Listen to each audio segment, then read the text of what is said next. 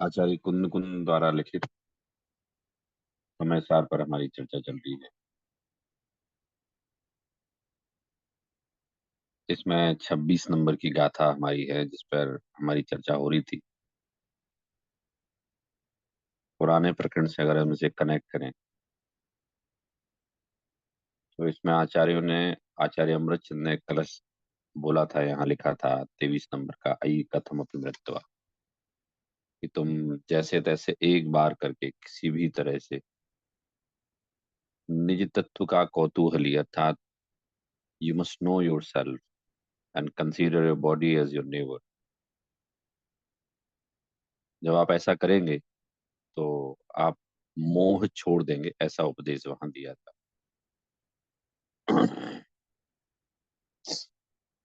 फिर जब ये वाली बात सुनी कि आप शरीर से मोह छोड़ देंगे और शरीर आपका पड़ोसी की तरह आपको ट्रीट करना चाहिए, तो अज्ञानी ने या शिष्य ने प्रश्न किया था, यदि जीवोण शरीरम तिथय राय रिय संतुदि चेव सब्बाभि भवति मिच्छा तेन दुआदा भवति ते।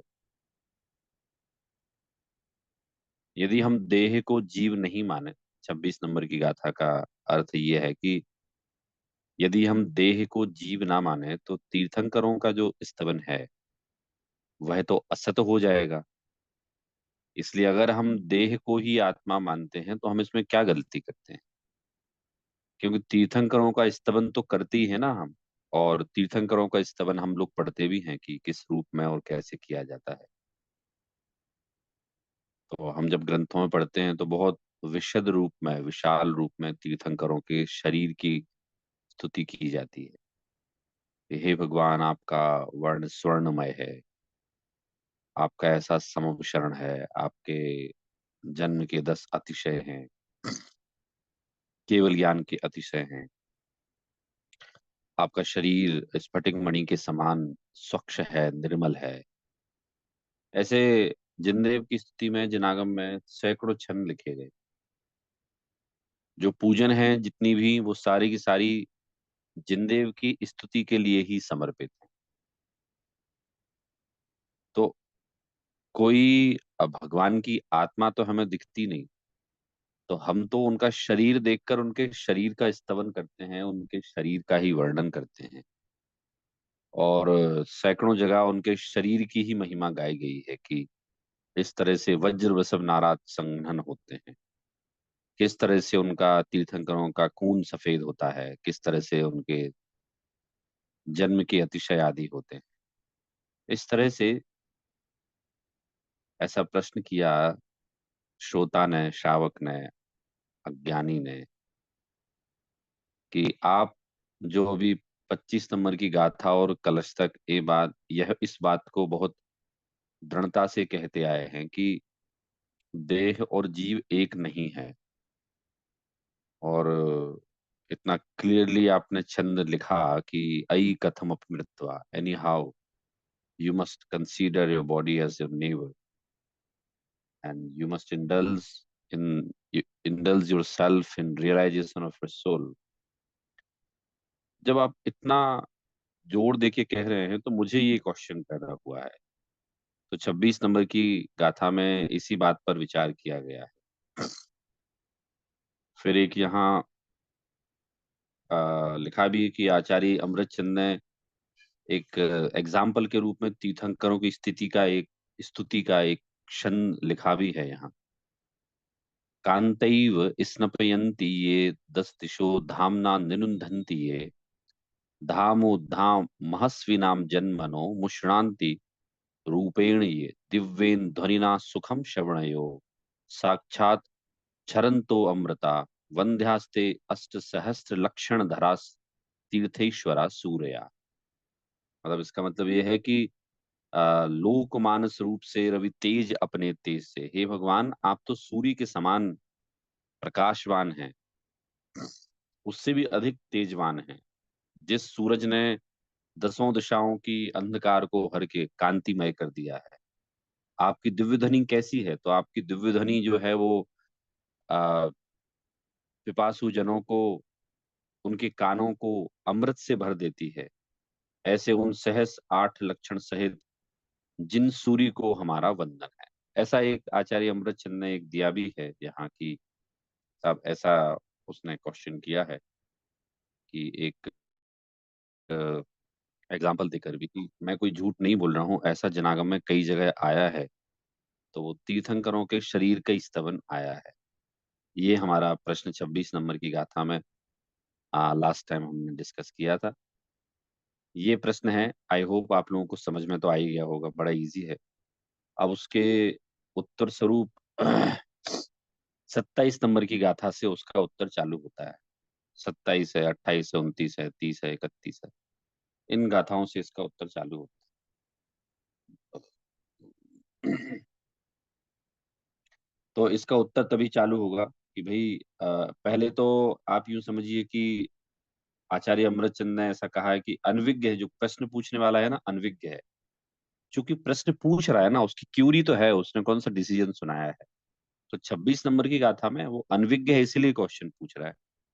तो हमारे आचार्य बहुत समता पूर्वक, बहुत समझदारी से, विवेक पूर्वक उसको उत्तर देते हैं कि भाई तुम शायद नए विभाग से अनविज्ञ हो, तुम्हें नए विभाग का ज्ञान नहीं है अभी, इसलिए तुमने ऐसा क्वेश्चन पूछा है।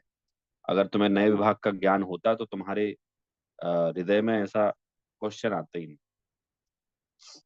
क्योंकि अलग से कोई क्वेश्चन पूछने वाला नहीं था वहां सभा में। ये तो आचार्य कुन कुन ने स्वयं से एक परिकल्पना की कि इन फ्यूचर किसी को ये प्रश्न पैदा हो सकता है कि आप शरीर आत्मा अलग अलग है, पूरे ग्रंथ में एक ही बात कर रहे हैं, लेकिन जो तीर्थंकर आदि की स्तुति है वो तो, वो भी तो सत्य है ना। तो आचार्य ने वहां खुद से ही प्रश्न पैदा किया। आपने देखा होगा टोडरमल जी ने क्वेश्चन आंसर की शैली, स्पेशल शैली उनने जनरेट की है, मोक्ष मार्ग प्रकाशक ने स्पेशली। तो जहां तक मुझे अनुभव होता है, टोडरमल जी ने आचार्य कुंद कुंद को पढ़कर ही उस शैली को जन्म दिया होगा। क्योंकि प्रत्येक रिसर्च का कोई ना कोई आधार तो होता ही है ना, बिना आधार के तो वो रिसर्च होती नहीं है। जिसका पहले से कोई डॉक्यूमेंट नहीं होता वो प्रकृति से कॉपी करते हैं। तो टोडरमल जी ने भी जो क्वेश्चन आंसर का जो लिया है, वो आचार्य कुंद कुंद से ही क्वेश्चन आंसर की शैली को की प्रेरणा ली है उन्होंने। तो चलिए हम लोग 27 नंबर की गाथा पढ़ते हैं। मैं यहाँ से भी एक बार पढ़ता हूँ, फिर आप लोग पढ़ेंगे। व्यवहारणो भासति जीवो देहो या हवति खलु एक को, णदुणच्छयस्य जीवो देहो या कदापि एकट्ठो। अब मैं लय में पढ़ता हूँ। व्यवहारणो भासति जीवो देहो या हवति खलु एको, णदुणच्छयस्य जीवो देहो या कदापि एकट्ठो। हम्म, इसको आप लोग एक साथ पढ़िए। वहवारो भासति जीवो देहो यहवति खलु एको न दूनिच्छत्रयस्य जीवो देहो य कदा विखड्डो। ये तो आपने अकेला पढ़ दिया।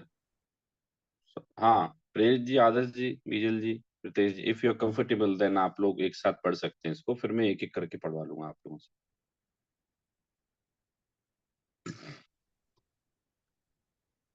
मैं अभी पढ़ नहीं सकता सौरभ जी, ये यहाँ पे। अच्छा, आप कहीं और हैं अभी? ओके, चलिए। हाँ, मैं एयरपोर्ट पे हूँ। ओके ओके ओके, चलिए। आदर्श जी आप पढ़िए। व्यवहारणो भासति जीवो देहो यहवति खलु एको न हु न दूनिच्छयस्य जीवो देहो य कदा भी एकट्ठो। ओके, बीजल जी आप पढ़िए।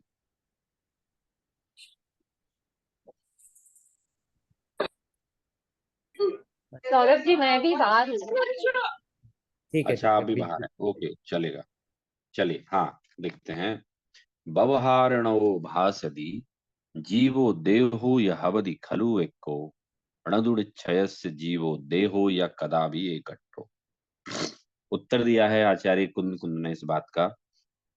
देह चेतन एक है, यह वचन है व्यवहार का, ये एक हो सकते नहीं, यह कथन है परमार्थ का। तो उन्होंने नए नए विभाग में उत्तर दिया है, नए कि किस तरह से यहाँ नए का प्रयोग हमें करना चाहिए।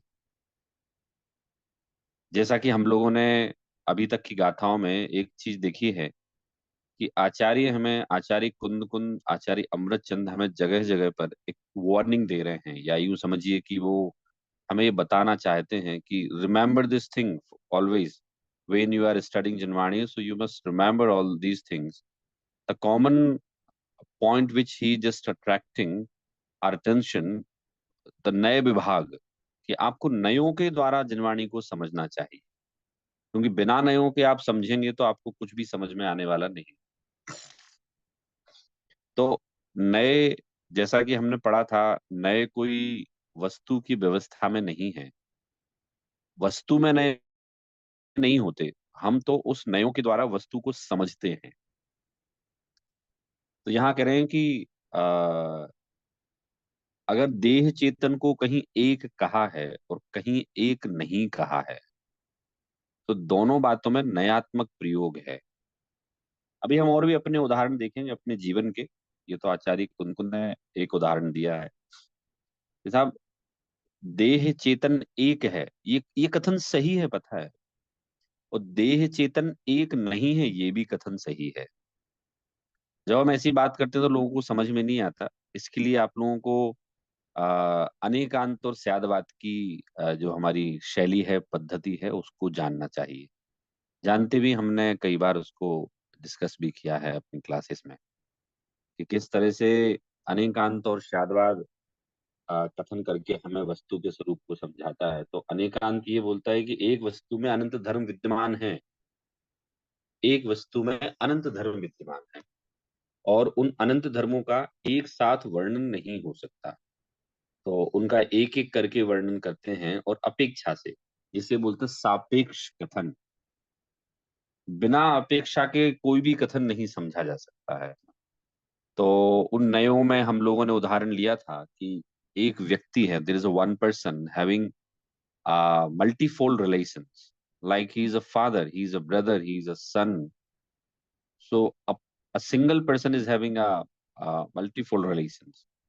कैसे है? तो बोले बहन की अपेक्षा से वो भाई है, पत्नी की अपेक्षा से वो पति है, पुत्र की अपेक्षा से वो पिता है, और स्वयं के पिता की अपेक्षा से वो पुत्र है। तो एब्सोल्यूट कथन एक सामान्य एब्सोल्यूट कथन नहीं हो सकता। उस नए की अपेक्षा अगर बताई जाए तो कथन को एब्सोल्यूट किया जा सकता है।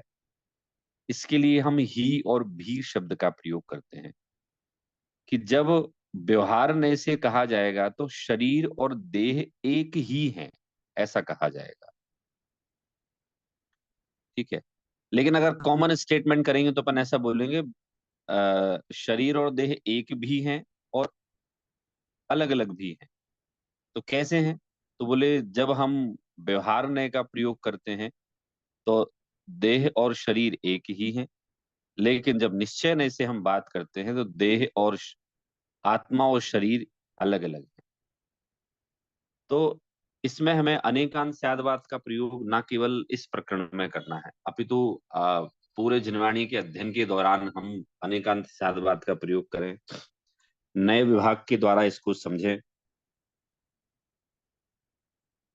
और नयों को समझने के नहीं, मतलब नए नहीं समझ में आते, इसीलिए अनविज्ञता जन्म लेती है, और इसी के कारण से जीव देह में एकत्व ममत्व बुद्धि करता है।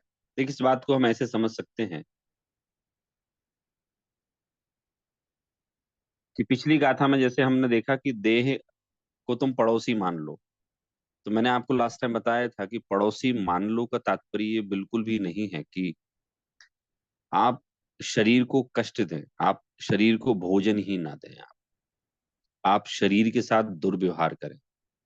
वहां तो आचार्य अमृतचंद का ये तात्पर्य है कि भाई आप अगर शरीर और देह को अलग अलग मानते हैं तो आपका उनसे एकत्व खत्म हो जाएगा, क्योंकि जो हमें समस्या पैदा कराने वाला है हमारे जीवन में, हमारे मन में, साइकोलॉजिकल, हम जो दुखी रहते हैं वो इसीलिए तो रहते हैं ना कि देह और शरीर एक है नहीं, but we are considering them as one. तो वो एक दिखते हैं व्यवहारने से, लेकिन एक होते नहीं निश्चयने से। तो यहाँ कह रहे हैं कि आप में नए विभाग की अनभिज्ञता है, और नए विभाग को समझे बिना ये जीव देह में एकत्व ममत्व बुद्धि करता है।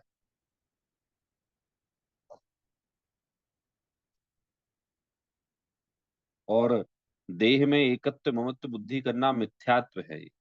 इसलिए नयों का जानना, नए विभागों का जानना बहुत आवश्यक है। जो चतुर जीव होता है वो जिनवाणी को नयों के द्वारा समझता है। ठीक है, जैसे अन्न मतावलंबी होते हैं ना, तो वैसे पूछते नहीं आप तो बताओ आत्मा ऐसी ही है कि ऐसी है। तो हम कहते हैं आप हमसे एब्सोल्यूट कथन मत पूछिए, आप हमसे ये पूछिए कि आत्मा ऐसी अगर हम कहते हैं तो ऐसी किस नए से है, और अगर ऐसी हम कहते हैं तो ऐसी किस नए से है। मतलब आत्मा का शरीर के साथ संयोग संबंध है, इसलिए आत्मा और शरीर एक है, वो व्यवहार नय का कथन है। और आत्मा चूंकि मरण के बाद शरीर बदल देती है, इससे हमें पता चलता है कि आत्मा और शरीर का सदा काल का संबंध नहीं है, स्थायी संबंध नहीं है, ये चेंज होता रहता है। तो इसका मीनिंग तो ऐसा भी निकलते ही है कि there will be one day when this soul will just get salvation and left the body over in this world। वो बॉडी छोड़ के संसार में वहां चली जाएगी। तो हमने पता लगाया कि साहब निश्चय नय से वो देह और आत्मा अलग अलग है।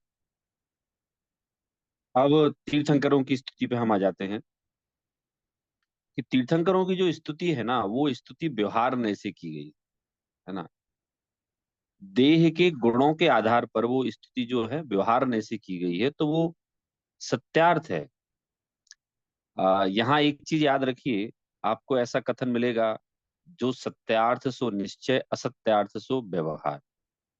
लेकिन व्यवहार को असत्यार्थ क्यों कहा गया? इन कंपैरिजन ऑफ निश्चय ने इट इज कॉल्ड असत्यार्थ, परंतु व्यवहार ने अपने आप में पूर्णतः सत्यार्थ है, निश्चय ने अपने आप में पूर्णतः सत्यार्थ है। ठीक है, देखिए आप लोग समझना, मतलब मैं ऐसा नहीं कि मैं वन वे हो जाए, मैं बोलते जा रहा हूँ और आप लोग को कुछ समझ में नहीं आ रहा है। नहीं समझ में आए तो आप लोग बताइए। It might be some it might just you can get some difficulties over here to understand this प्रकरण। तो नहीं समझ में आए तो आप लोग इंस्टेंट पूछिए, या फिर मैं पूछूंगा तो आप लोग उसको रिप्लाई कीजिए। सौरभ जी, हाँ। यहाँ पे एक बात मैं कहना चाहता, जिस तरह आपने कहा कि आप शरीर को कष्ट ना देकर मतलब धर्म को करे, मतलब वो व्यवहार से वो ठीक लगता है, लेकिन इसमें ऐसा भी है ना कि कष्ट ना करे, लिमिट पे ना आए, मतलब उसको उसकी कैपेबिलिटी पता ही नहीं है तो कष्ट तो होगा ही। मतलब संयम तब करने के लिए भी थोड़ा तो मतलब ये तो होगा ही, जो नॉर्मल नहीं है उससे अनयूजुअल करना। नहीं नहीं, देखिए एक तो इच्छाओं को रोक कर जो स्वतः भोजनादि ग्रहण नहीं करना होता है, तो उसमें वेदना नहीं है शरीर में। लेकिन जैसे वो लोग करते हैं ना कि अपने शरीर पर, इनका वो आता है ना, मुहर्रम मातम का दिन आता है, तो उसमें वो अपने शरीर पर तलवारें चलाते हैं, काट लेते हैं, फाड़ लेते हैं। राइट। हमारे यहाँ वैसा कुछ भी नहीं है कि भाई अगर शरीर आपका नहीं है तो उसको आप काट दो, फाड़ दो। अगर आंखों में चश्मा लगने की आवश्यकता है, आप उसे चश्मा ही ना लगाओ।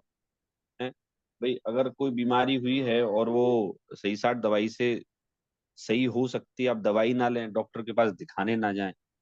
तो यहाँ वहां अई कथम अपि मिथ्या में ये कहा था, आप शरीर और देह को अलग मानो, अलग करना आपके वश में नहीं है। और अलग मानो का मतलब ये भी नहीं है कि आप उसको चश्मे लगने की आवश्यकता, चश्मा ना लगाएं, भूख लगे भोजन ना दो। Right. रही बात तप करने की, तो कुंदन जी तप तो एक सहज में ही होता है ना भाई। आज मैं बोल रहा हूँ कि हम लोग स्वाध्याय कर रहे हैं, एक ये भी तप है। हम लोग रात को नहीं खाते, ये भी एक तप है। हम जमी कंद आदि नहीं खाते, ये भी एक तप है। 10 लक्षण आ रहे हैं, इसमें हम एकासन करेंगे, उपवास करेंगे। बहुत सारे लोग रूटीन में भी अष्टमी चतुर्दशी को एकासन उपवास करते हैं, कोई कोई यहाँ संडे को भी करते हैं। तो वो ऑटोमेटिक ही प्रक्रिया है ना वो तो। लेकिन अगर कोई ऐसा कष्ट दे कि नहीं नहीं, हम तो बिल्कुल शरीर दुश्मन है हमारा, तो एक है ही नहीं है, तो हमें तो इसको पड़ोसी मानना है, हम तो कुछ देंगे नहीं, तो उसके लिए मनाही है। वो तो मगर कसाई और सौरभ जी, जीव। एक एक प्रश्न है यहाँ पे कि जब हम उपवास भी करते हैं तो कभी कभी थोड़ी देर के लिए भी और थोड़े समय के लिए भी शरीर शिथिल हो जाता है ना। तो वो टेम्पररी है तब करते वक्त, मगर वो कष्ट शरीर को थोड़ा तो होता ही है उपवास में या उसमें। ऐसा नहीं होता कि एकदम सही, तो वो मुनिराज को भी होता है। ऐसा नहीं कि वो थोड़ी देर के लिए होता है फिर वो ठीक भी हो जाता है, वो जब असाता का उदय चला जाता है तो। परंतु ऐसा तो नहीं है कि मसाता का उदय है तो फिर वो तब छोड़ ही दे वहां से। हाँ हाँ, देखिए, दो चीजें हैं इसमें। इसका उत्तर जब हम मोक्ष मार्ग प्रकाशक पढ़ेंगे तो उसमें चौथे अधिकार में और सातवें अधिकार में पंडित जी ने इस मैटर को डिस्कस किया है। वहां उन्होंने लिखा है कि प्रतिज्ञा तो ऐसी होना चाहिए कि मरण हो जाए ना तो भी प्रतिज्ञा ना टूटे। मतलब अगर किसी ने उपवास का नियम ले लिया, तो मरण हो जाए तो भी प्रतिज्ञा ना टूटे कि भाई शरीर में कितना भी कष्ट हो। फिर आगे सातवें अधिकार में पंडित जी ने कहा कि साहब, हमने भोजन नहीं करने का नियम नहीं लिया था, हमने तो अपने परिणामों को स्थिर रखने का नियम लिया था। भोजन छोड़कर हमारे परिणाम स्थिर रह रहे थे, इसलिए हमने भोजन छोड़ा था। तो सामान्य नियम के अनुसार तो कुछ भी हो जाए, वो नियम ना तोड़ा जाए उपवास का। लेकिन फिर कहा कि साहब, अगर बिल्कुल जान पे ही बनाई और परिणाम इतने भयानक आकुल व्याकुल होने लगे कि वो जैसे सेठ जी मेढक बन गए थे ना, तो बोले परिणाम आकुल व्याकुल होते जाने और इस लेवल के जाने की अब तो मरणासन ही निकट है, अब तो मरण ही निकट है हमारे। तो उनने लिखा है तो भोजन ग्रहण करे। तो परंतु इसमें सौरभ जी, वहां पे भी स्थितिकरण जैसे जो समाधिग्रस्त समाधि अपने शपक मुनिराज होते हैं जो समाधि मरण के लिए आगे बढ़ रहे हैं संलेखना में, तो उनको भी कभी कभी ऐसी स्थिति आती है कि परिणाम विचलित हो जाते हैं फिर। और जो साधर्मी जन या मुनि महाराज होते हैं वो उनको स्थितिकरण करने का प्रयास करते हैं। तो कष्ट आने पर, परिणाम विचलित होने पर भी स्थितिकरण का भी विधान है ना वहां पे। हाँ हाँ, वहां देखिए, मुनिराजों के पुरुषार्थ में और प्रेरित जी हमारे पुरुषार्थ में थोड़ा अंतर होता है। मुनिराज चूंकि क्या है कि मुनिराजों को सामान्य हम जिन्हें महा कष्ट मानते हैं, मुनिराजों की तो दिनचर्या में शामिल है वो। जैसे जब सर्दी का सीजन आता है, मौसम आता है, तो जो सर्दी हमें कपड़े पहने हुए भी कष्ट देती है, वो मुनिराज के नग्न अवस्था में भी उनको कष्ट नहीं देती। नहीं देती का तात्पर्य कि वो उस पर ध्यान नहीं देते वो। तो वो कष्ट तो उनको नहीं होता है, ठीक है। लेकिन ऐसा कष्ट कि साहब कोई भयंकर वेदना हो गई, कुछ हो गई, तो गृहस्थों को कहा कि साहब, अगर आपने उपवास किया है तो आप भोजन ग्रहण कर सकते हैं, दवाई ले सकते हैं। लेकिन मुनिराजों के लिए कहा है कि भाई अन्य मुनिराज उनकी परिणामों को संभलवाएं। क्यों? क्योंकि वो परम पुरुषार्थी होते हैं। तो वो जैसे ही दूसरे मुनिराज उनको परिणाम संभालने का उपदेश देते हैं, स्थितिकरण करते हैं, तो वो समझ जाते हैं। तो मगर मुनिराजों के स्वरूप लिए तो जी, बराबर ऐसा वही। ऐसा विधान श्रावक जो संलेखना के लिए जो श्रावक आगे बढ़ रहे हैं उनके लिए भी है कि अगर उनके भी परिणाम विचलित हो जाए तो पहले उनको स्थितिकरण किया जाता है, नहीं कि वो तोड़ दे। ऐसा संलेखना में तोड़ने का विधान नहीं दिया गया है, वो ऐसा कहा गया है वहां पे कि नहीं नहीं, पहले स्थितिकरण करो तोड़ने का तो प्रेरित जी कहीं भी नहीं है। मैं तो आपको यहाँ ये बताना चाहता था कि हमने सब कुछ परिणामों को संभालने के लिए किया है। लेकिन इस बात से स्वच्छंद होकर कोई ऐसा सोचे कि बस थोड़ी सी मुझे वेदना हुई, तो देखो लिखा है ना टोडरमल जी ने कि साहब परिणाम आकुल व्याकुल होते जाने। तो यहाँ कह रहे हैं वो परिणाम इतने आकुल व्याकुल होते जाने के साहब मरणासन निकट है। अब उसमें भी अपन श्रावकों को और मुनिराजों को लें। अब जैसे समाधि मरण की बात है कि साहब किसी ने समाधि मरण किया है, तो समाधि मरण किया है तो वो भी परम परम परम पुरुषार्थी हो गया है, उसको भोजनादि की कोई इच्छा नहीं है। वो तो क्या बोलता है, आप मेरे उपयोग को बांटो। मेरा उपयोग चूंकि शरीर की वेदना में लगा हुआ है, तो आप मेरे उपयोग को बांटो। जैसे एक बाबूभाई मेहता करके थे,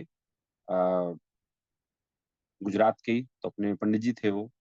तो बीमारी तो किसी को कोई भी हो सकती है, तो उनको ना ऐसा रोग हुआ कि उनके शरीर शरीर में ना कंप रोग होता था और वो अंदर बहुत वेदना होती थी। तो किसी ने कहा कि साहब, ये रात के 9-10 बजे होंगे, कि साहब ये पंडित जी को दवाई लगा के आ जाओ माथे पर, सर दुख रहा था उनका बहुत भयानक। तो बोले हमारी तो किसी की बात मान नहीं रहे हैं वो। तो एक ब्रह्मचारी ने बहन को बोला कि बहन, आप मेहता जी को दवाई लगा के आओ। बोले, तो मेहता जी ने कहा, बहन तुम कैसी बात करते हो, तुम्हें पता है ना मैंने नियम ले रखा है कि मैं सब प्रकार के भोजन का त्याग है। अब तो मेरा मरण समय निकट है, मतलब उनका मरण पक्का ही था कि वो उस बीमारी से जाएंगे ही जाएंगे। उनने कहा, आपको अगर मुझे कुछ लगाना है, आप मुझे समझाओ, आप जिनवाणी मुझे बैठ के पढ़ के सुनाओ। मुझे जो प्रत्यक्षदर्शी थे उनने बताया कि ऐसी घटना थी, मैं तो उस समय था नहीं संसार में। तो वो बाबू भाई मेहता ने नहीं लिया, उन्हें परिणाम संभाले। तो इसमें परिणाम संभालने का उपदेश है। मगर इसका ये सौरभ जी, मैंने तात्पर्य। ऐसा ऐसे भी वहाँ पढ़े इंसिडेंट सुनने में आए और ऐसे पढ़े भी है जिन्होंने में कि कभी कभी पानी के लिए भी तरस जाते हैं और वो लोग पानी की भी इच्छा करने लगते हैं, वो जो जीव होते हैं। फिर उनको जब स्थितिकरण, वो श्रावकों की बात कर रहा हूँ मैं, फिर जब उनका स्थितिकरण किया जाता है, कहाँ उनको समझाया जाता है, तो फिर वो परिणाम शांत भी हो जाते हैं और वापस भी लग जाते हैं। तो पानी पानी भी होके भी वहां पे ना तोड़ने के पहले तो यही उपदेश दिया जाता है कि नहीं तोड़ो, नहीं आप स्थितिकरण में करके आप वापस स्थिर हो जाओ। नहीं नहीं, तो पंडित टोडरमल जी ने तो यही कहा है कि भाई प्रतिज्ञा लेने के बाद मरण भी हो जाए तो भी प्रतिज्ञा ना तोड़। उनने कहा तो चौथे अधिकार में यही है कि प्रतिज्ञा का फल तो ऐसा है कि अगर आपने प्रतिज्ञा लेके तोड़ी तो वो नरकगामी होगा वो। फिर उनने और आगे नए अपेक्षा से कहा है कि साहब, अगर परिणाम आकुल व्याकुल होता जाने तो वो परिणाम आकुल व्याकुल बड़े एक्सेप्शनल केस हैं। अब उसमें भी ये है कि साहब वो रात को इच्छा कर रहा है कि दिन में कर रहा है, कब कर रहा है। दूसरी बात, वो जो व्यक्ति है समाधि मरण अवस्था में, तो वो उसके परिणाम हम समझवा दें तो काम हो जाएगा, कहता हो जाएगा काम ना। तो हो जाएगा तो हमने उसके परिणाम स्थिर कर दिए ना।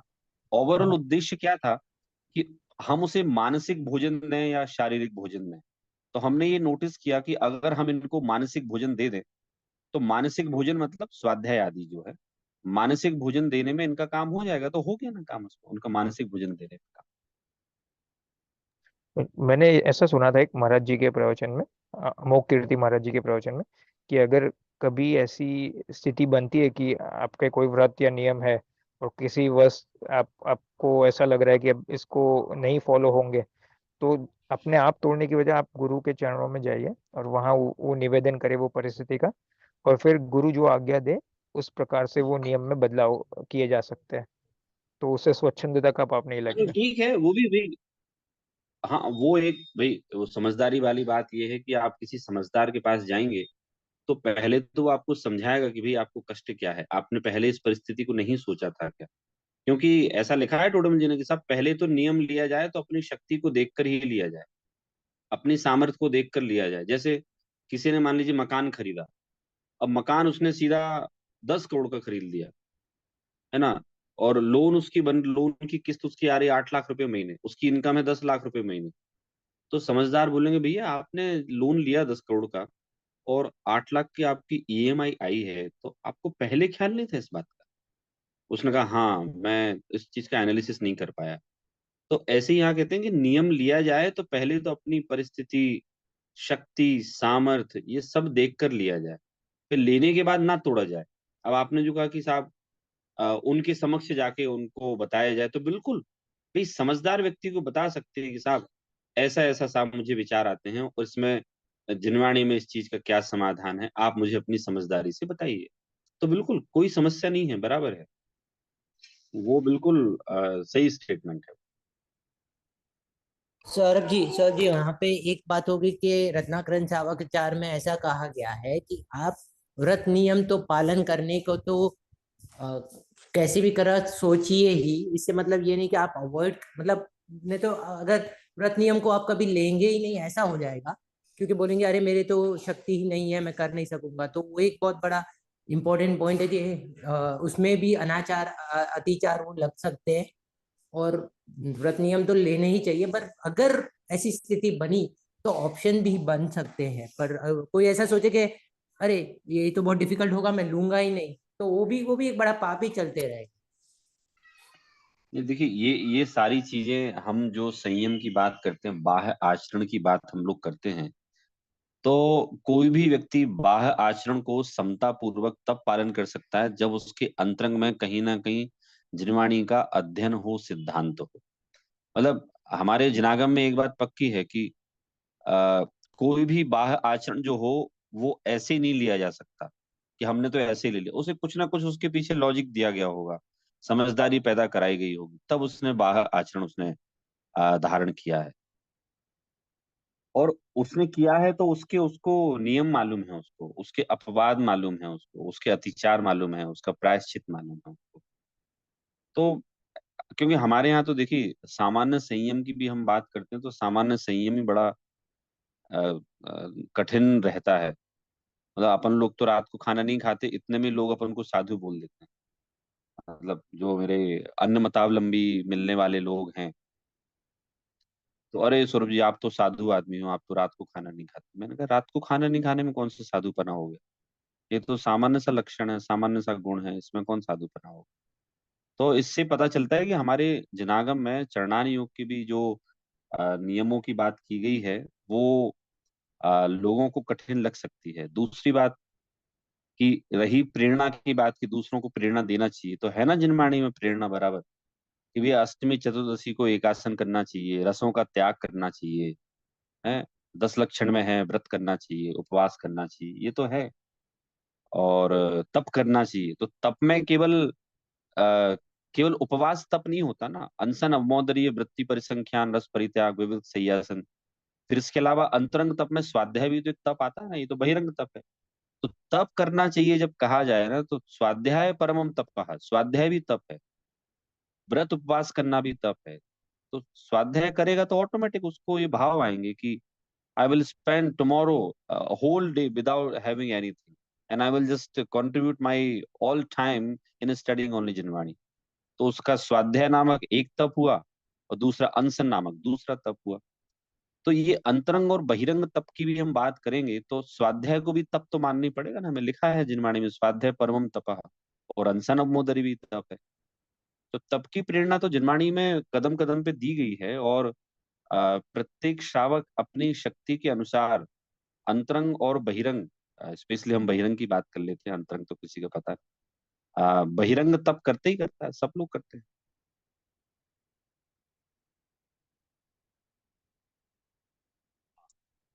तो बढ़िया, अच्छा डिस्कशन किया अभी कुंजन जी और प्रेरित जी ने। तो यहाँ जो व्यवहारने का, जो व्यवहारने के कथन की जो बात आई है, वो व्यवहारने के कथन की जो बात है, वो यही बताई गई साहब, नए विभाग के द्वारा अगर आप समझेंगे तो अच्छा रहेगा, क्योंकि हमारी मूल समस्या की जो जड़ है ना, वो नए विभाग से अनभिज्ञता है। वो अभी कल मेरी किसी से प्रेरित जी बात हो रही थी, तो आपके यूएस में कैलिफोर्निया में यूनिवर्सिटी है ना, हाँ, यूनिवर्सिटी ऑफ कैलिफोर्निया है, तो वहाँ मेरे ख्याल से 1 सवा लाख स्टूडेंट हैं टोटल। तो वहाँ एक जैन दर्शन की सीट भी है, मतलब जैन दर्शन पढ़ाता है कोई, तो वो लड़की एक कोई फीमेल है, तो वो जैन नहीं है, वो अजैन है। वो जैन दर्शन पढ़ाती हैं। तो जिनसे उनकी बात हुई तो उन्होंने कहा कि मैं साहब इतना ज्यादा नहीं जानती, आप मुझे बताइए कि साहब ये अनेकांत क्या, कैसे क्या समझाना है। तो मैंने उनसे कहा कि वो बोल रही हैं कि साहब वो नहीं जानती, फिर आपने उसको पढ़ा, उनको पढ़ाने के लिए क्यों अपॉइंट किया, या क्यों उनका वो दिया प्रपोजल? तो बोले अब वो उन्हें डॉक्टरेट कर रखी थी, और उन्हें अप्लाई किया तो ले लिया यहाँ उनको पढ़ाने के लिए। तो ऐसे डिस्कशन, मैंने कहा उनको ये जरूर समझाइए कि जिनागम का नए विभाग समझना और समझाना बड़ा आवश्यक है। अगर ये समझा और समझाया नहीं गया तो जिनवाणी नहीं समझ में आ सकती। अगर वो किसी को जैन दर्शन बताएं भी, गोरों को बताएं या कोई और को बताएं कि साहब ये जैन दर्शन डिपार्टमेंट है, and you will know about Jain philosophy at this counter, तो उनको नयों का विभाग आपको स्पेशली समझाना चाहिए कि भाई ये नयों का विभाग है। मतलब उनका सिलेक्शन जो हुआ वो तो पीएचडी के बेसिस पे हुआ, कि उन्हें डॉक्टरेट कर रखी थी और वो सीट निकली, अप्लाई किया तो उनका अडॉप्शन उसमें हो गया। बाकी नए विभाग को समझने की प्रेरणा हमारे आचार्य कदम कदम पर देते हैं कि साहब ये मूल समस्या जो है वो नए विभाग से अनभिज्ञता की है। और नए विभाग को समझे बिना आप जो है वो देह में एकत्व बुद्धि करते रहेंगे, ममत्व बुद्धि करते रहेंगे, और फिर अपने लॉजिक जनरेट कर लेंगे कि जिस तरह से तीर्थंकरों का शरीर और आत्मा हम एक मानकर स्तुति करते हैं, वैसे ही हम भी ऐसा मानते हैं कि मेरी आत्मा और मेरा शरीर भी एक है। हम्म? तो 27 नंबर की गाथा में कहा गया कि साहब नए विभाग ऐसा है कि देह चेतन एक है, यह वचन है व्यवहार का। अगर कहीं आपको ऐसा मिलता है कि देह चेतन एक है, तो ये कौन सा वचन है? व्यवहार का वचन है। और ये एक हो सकते नहीं, ये वचन है परमार्थ का, एक नहीं हो सकती, ये परमार्थ का वचन है। लौकिक में भी हम लोग थोड़ा सा ऐसा लोक व्यवहार चलाते हैं, स्पेशली आप लोगों ने भारत में तो देखा ही होगा। आप ऐसे अपने ही घर मानिए, जैसे हमारे यहाँ मेहमानों का बड़ा स्वागत किया जाता है ना, हमारे यहाँ अपनी भारतीय परंपरा में है कि साहब हम लोग कोई मेहमान हो, गेस्ट हो, अपने घर पे आए तो हम उसका बड़ा ख्याल रखते हैं और ऐसे ही बोलते हैं, अरे अरे आपका ही घर है, आप चिंता मत कीजिए, आप डिस्कम्फर्ट मत होजिए, आप अनईजी मत रहिए, आप feel like as your home. तो वो उसको पता है उपचार का कथन है ये, उपचार का है कि साहब आप अपने घर जैसा फील करो। लेकिन परमार्थ से तो भाई जिसके नाम कागज होगा ना, वही उसका लीगल एयर होगा ना। तो इसी तरह से यहाँ कहा कि जहां जहां आपको दिखाई दे कि साहब देह चेतन एक है, तो आप लगा लेना ये उपचार का कथन है, व्यवहार का कथन है। अच्छा, व्यवहार का मैंने बताया यहाँ की व्यवहार निश्चय नहीं की अपेक्षा असत्यार्थ कहा जाता है। अगर हम व्यवहार ने की सत्यार्थ पने की बात कहें तो व्यवहार ने अपने आप में पूर्णतः सत्यार्थ है। सत्यार्थ मतलब सही है, एक्यूरेट है। मतलब व्यवहार ने का जो स्टेटमेंट है ना, वो कहता है कि मैं, मेरा यही नेचर है, मैं एकदम सही हूं मैं। हमारी लास्ट टाइम चर्चा चली थी ना, लास्ट से लास्ट टाइम की, भाई हमें प्रत्येक जीव का हमें नेचर मालूम होता है ना, हम उसके नेचर के अकॉर्डिंग बात करते हैं। अगर आप सोचें कि साहब मेरे जैसा उसका नेचर हो जाए, और जैसे अक्सर ये आते ना अखबार में कमेंट्स आते हैं कि साहब पति पत्नी की क्यों नहीं बनती, कि साहब पत्नी सोचती है कि साहब पति का नेचर मेरे जैसा हो जाए, पति सोचता है साहब पत्नी का नेचर मेरे जैसा हो जाए, पत्नी सोचती है पति का मेरे जैसा हो जाए। तो लोग समझाते हैं जब काउंसलिंग होती है कि भैया आप एक दूसरे का नेचर अपने जैसा क्यों करना चाहते हैं? फिर तो विविधता खत्म हो जाएगी ना, डाइवर्सिफिकेशन खत्म हो जाएगा। प्रत्येक जीव का अपना अपना नेचर होता है और वो उस नेचर में ही शोभा को प्राप्त होता है। जैसे आपने देखा होगा कुछ लोगों का व्यक्तित्व ऐसा होता है कि वो बहुत कम बोलते हैं, लेकिन जब भी बोलते हैं बड़ा यूजफुल बोलते हैं। तो कभी वो आपको ज्यादा बोलते हुए दिखाई दे तो आप कहें इनको क्या हो गया, ये इतना क्यों बोल रहे हैं, ये तो इतना कभी बोलते दिखाई देते नहीं। कोई व्यक्ति का नेचर फ्रैंक हो, बोलने का हो, फेमिलियर हो, और वो बोलता हुआ दिखाई ना दे, तो हम उससे पूछते हैं भाई क्या बात है, साइलेंट हो गए तुम, कोई समस्या है क्या? तो ऐसे ही जैसे हम मनुष्यों का अलग अलग नेचर होता है, हम लोगों के अलग अलग स्टाइल होती है, हंसने की, बोलने की, चुप रहने की, अलग अलग बुद्धि का प्रमाण होता है। इसी तरह से जो नयात्मक शैली है, प्रत्येक नए का अपना एक कथन करने की पद्धति होती है ना। अब जैसे आज यहाँ क्लास थी मेरी, तो वहां ऐसा प्रकरण चल रहा था, तो मैंने कहा कि साहब जनागम जो अनियोगों में विभाजित है, तो वो अनियोगों को हमें समझना ही पड़ेगा कि साहब अनियोग किस प्रकार से काम करते हैं। नहीं समझने में क्या समस्या आती है ब्रिज जी, क्या समस्या आती है पता है? जैसे लोग उल्टा मेरे को ज्ञान देके जाते हैं जब मैं ऐसी बात करूं कि साहब हमारे जनागम में जिन देव की बहुत महिमा गाई गई है और पूजन तो हमें करना ही चाहिए, रोज मंदिर तो जाना ही चाहिए। तो द्रव्यानियों के पक्षपाती मुझे ऐसा समझाते हैं, पंडित जी आप क्या बात कर रहे हो, देखो लिखा है ना समय साठ जी में कि ये शुभ भाव तो ही है, और आप इन लोगों को शुभ भाव करने की प्रेरणा दे रहे हैं। तो मैंने कहा कि उनसे कि साहब मेरा आपसे निवेदन है कि पहले आप ना अनुयोगों की कथन करने की पद्धति पढ़ के आइए। अगर आप वो नहीं पढ़ेंगे ना, तो आप ऐसे बालकों जैसी बात करेंगे आप कि साहब समय सार में लिखा है कि साहब शुभ भाव हे हैं, फिर यहाँ आप शुभ भावों की प्रेरणा क्यों दे रहे हैं? मैंने कहा मैं यहाँ चरणानियों की कथन पद्धति से बात कर रहा हूँ, वो द्रव्यान योग की कथन पद्धति है। तो द्रव्यान योग की जब बात होगी तो मैं भी ऐसे ही कहूंगा, लेकिन चूंकि अभी चरणान योग से हो रही है, तो चरणान योग से ऐसे ही कहा जाएगा कि यही सत्यार्थ है। मतलब अ, चरणान योग तो ये बोलता है, हे भगवान, बस मैं, मेरा जीवन आपके चरणों में बीते और मुझे कहीं नहीं जाना, आपके चरणों में रहकर ही मुझे मुक्ति मिल सकती है। तो द्रव्यान योग ये बोलता है कि अपनी मुक्ति के लिए प्रत्येक जीव स्वयं जवाबदार है। चरणान योग बोलता है कि साहब, अभक्ष्य भक्षण नहीं करना चाहिए, रात को भोजन नहीं करना चाहिए। और द्रव्यान योग बोलता है, कहा का रात का भक्षण, ये जीव तो भोजन करता ही नहीं, ये तो अलग अलग है, देह और शरीर। तो ऐसे ही कह रहे हैं कि साहब, व्यवहार ने असत्यार्थ नहीं है, व्यवहार ने अपने आप में सत्यार्थ है। निश्चय नय की अपेक्षा वो असत्यार्थ कहा अवश्य जाता है, परंतु वो अपने आप में सत्यार्थ है। इसीलिए हम जो तीर्थंकरों आदि की स्तुति करते हैं, वो देह और जीव को एक मानकर करते हैं, परंतु वो एक नहीं हो सकते, देह और शरीर, ये बात सोचकर उनकी स्तुति मिथ्या सिद्ध नहीं हो सकती। अर्थात हम भगवान की जो स्तुति करते हैं वो झूठी है, ऐसा नहीं माना जा सकता।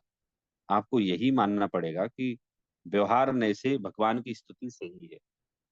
जैसे हम कई सारी, वो एक विशापहार स्तोत्र है, तो विशापहार स्तोत्र में कभी धनंजय ने लिखा है, तो कहा जाता है कि साहब, उस स्तोत्र से किसी के बालक का सांप का जहर उतर उतर गया था।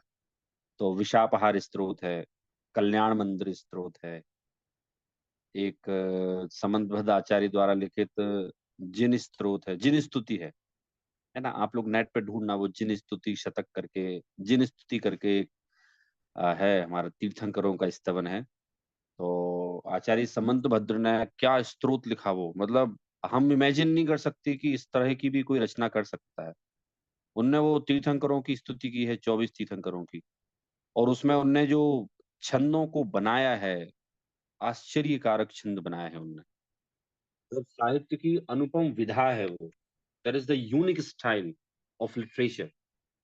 तो उनने, अब आचार्य समंत भट्ट तो आत्मज्ञानी थे ना, तो उनने लिखा, तो उनने, भाई उस जो जिन स्तुति है उसको ऐसे ही समझो भाई, कि आचार्य अमृतचंद ने जिन स्तुति लिखी वो सत्यार्थ है, असत्यार्थ नहीं है। तो यहाँ भी उत्तर देते हुए कह रहे हैं कि साहब, वो जो स्तुति कर रहे हैं ना, वो मिथ्या नहीं है, वो मिथ्या नहीं है, निश्चय नय से पूर्णतः सत्यार्थ है। हाँ, व्यवहार नय से अगर आप कहेंगे, सॉरी, व्यवहार नय से पूर्णतः सत्यार्थ है, निश्चय नय से आप कहेंगे तो हम कह सकते हैं कि साहब ये सब असत्यार्थ है, क्योंकि ये दोनों तो कभी एक हो ही नहीं सकते।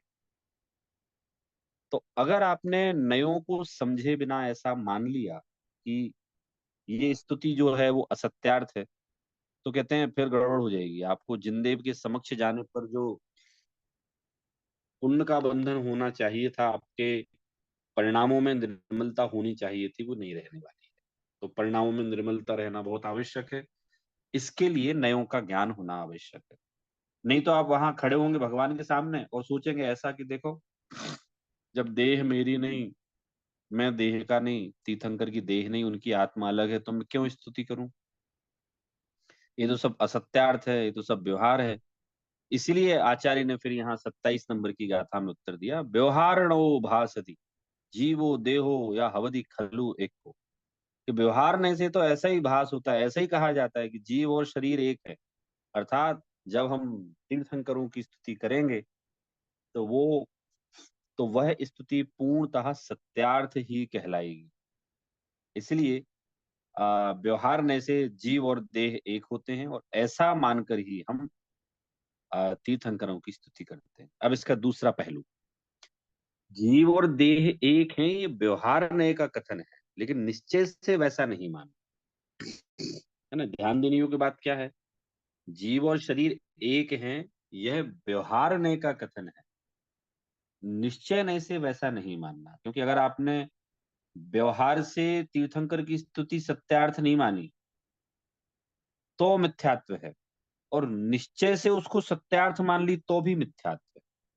फिर से बोलता हूं मैं, व्यवहार से अगर आपने उसको सत्यार्थ नहीं मानी, तो गड़बड़ है, और अगर निश्चय से आपने उसको सत्यार्थ मान ली तो भी गड़बड़ है।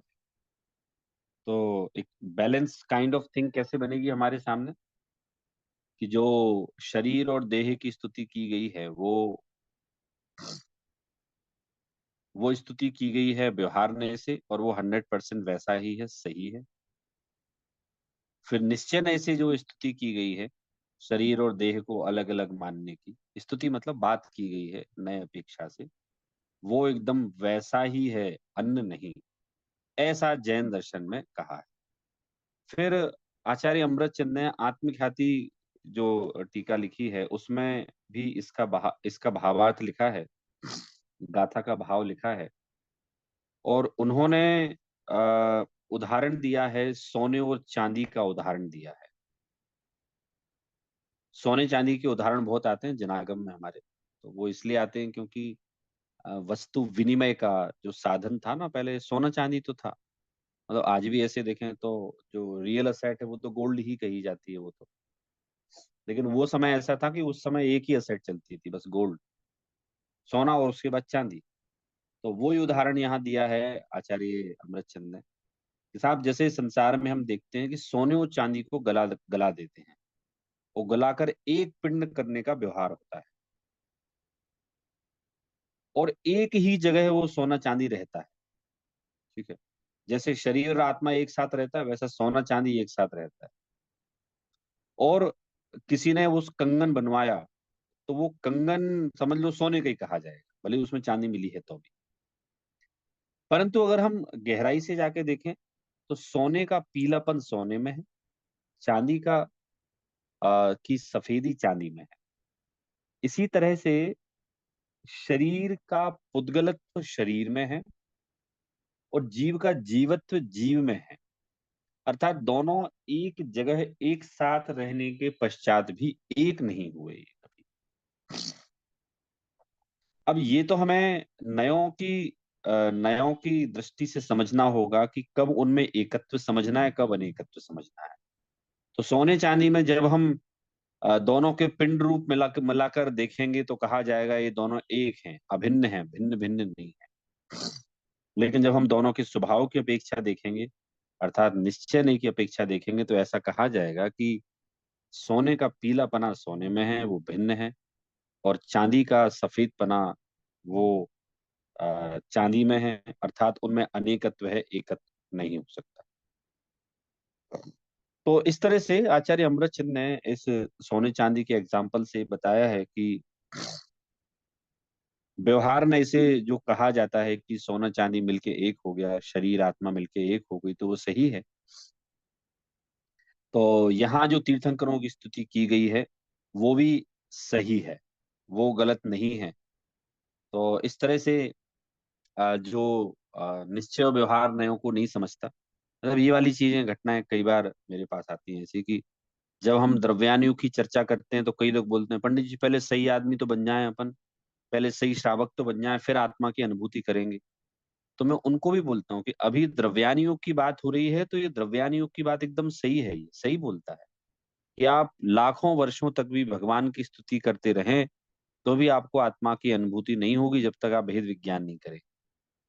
लेकिन जब हम प्रथमान योग या चरणान योग की बात करेंगे तो वो यही बोलेगा कि हे जिनदेव, आपके सिवाय तो मुझे कोई मार्ग दिखाता ही नहीं, आपके सिवाय तो मुझे आत्मानुभूति प्राप्त होने का कोई साधन ही नहीं, इसलिए मैं तो आपके चरणों में पड़ा हुआ हूं। तो आई होप आप लोगों को ये प्रकरण, क्वेश्चन और आंसर इसका क्लियर हुआ होगा। वैसे तो सरल भी है, कठिन भी है इसका आंसर। नयात्मक चीजों को समझना सरल कठिन दोनों है, लेकिन यहाँ मैंने कोशिश की है कि इसको सरल करके ही समझाया जाए। तो तीर्थंकरों की जो स्तुति है शरीर की, वो शरीर की स्तुति एकदम सही है व्यवहारने से, है ना। व्यवहारने उसमें ये हमें हमेशा ऐड करना पड़ेगा कि स्तुति व्यवहार से सत्यार्थ है और करना चाहिए, क्योंकि हम लोग अभी समय सार जब पूरा पूरा पढ़ेंगे ना तो आपको ऐसा फील होने लगेगा कि यार ये सब बेकार है, पूजन पाठ व्रत तप संयम सब बेकार है। लेकिन वहां भी मैं आपको बार बार वार्निंग दूंगा कि समय सार निश्चय नय का ग्रंथ है। मतलब बार बार मैं यही बात बोलूंगा, समय सार निश्चय नय की प्रधानता वाला ग्रंथ है, इसलिए आप उसके स्टेटमेंट को सही मानना उस नए अपेक्षा से। तो हमने आज के सेशन में हमारी 27 नंबर की गाथा अर्थात इसका उत्तर देखा, और आचार्य अमृतचंद की हमने टीका देखी इसमें कि किस तरह से उनने सोने और चांदी का एक उदाहरण दिया है। अब हम आगे भी इसी बात को और विस्तार से 28-29 नंबर की गाथा में समझाया गया है। इवन 30 नंबर की गाथा में तो एक बड़ा फेमस एग्जाम्पल है नगर का, वो भी समझेंगे। तो यहाँ अलग अलग और एग्जाम्पल से हमें आचार्य कुंद कुंद ने और अमरचंद ने भी कुछ छंद लिए हैं, इसमें श्लोक लिखे हैं, वो हम आने वाले सेशंस में इनको समझेंगे। आज के लिए हम अपनी कक्षा यहीं समाप्त करते हैं। कोई क्वेश्चन हो तो आप लोग पूछिए, नहीं तो हम लोग अभी जिनवाणी स्तुति लेते हैं।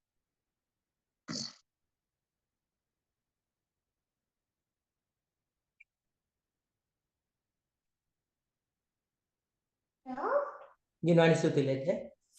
हाँ। निज निधि निज में बताई, यह अनंत उपकार है, इसके लिए जिनवाणी वंदना सत बार है, वंदना सत बार।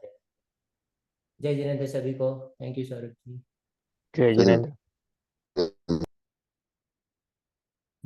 जय जिनेंद्र।